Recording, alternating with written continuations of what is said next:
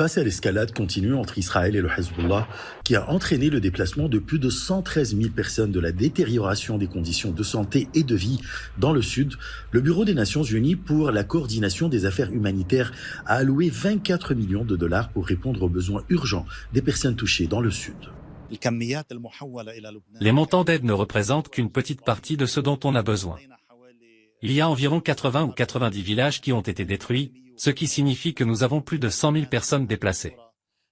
Donc, le besoin minimum est d'environ 400 000 dollars pour répondre aux demandes fondamentales du peuple, puisqu'il y a des exigences urgentes.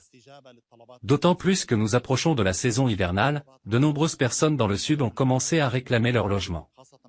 Les loyers ont également commencé à augmenter de manière significative, les logements et les obligations de base ont tous commencé à faire pression sur la population déplacée. Le coordonnateur humanitaire des Nations Unies au Liban, Imran Riza, a souligné que les conséquences à long terme pour les groupes vulnérables sont préoccupantes, en particulier avec l'escalade continue des hostilités dans le sud du Liban, qui entraîne davantage de déplacements et exerce une pression sur les services de base et de nombreux secteurs économiques.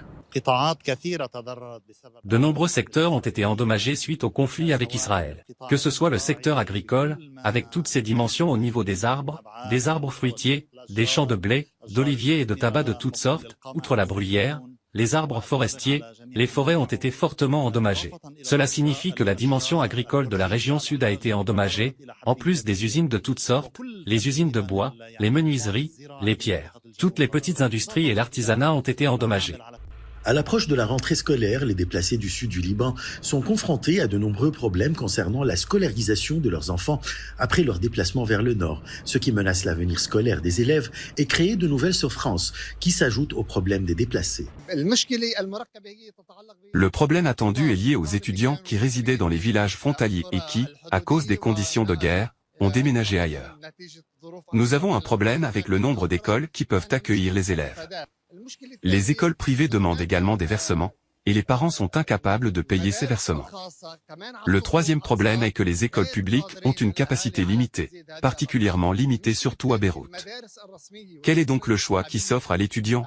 Alors que le conflit entre Israël et le Hezbollah s'intensifie, l'intérieur du Liban est confronté au spectre de la pauvreté, en plus de la guerre. 44% de la population totale souffre de pauvreté et de conditions de vie qui se détériorent, selon un rapport de la Banque mondiale. Ashraf Massoud, pour CGTN français.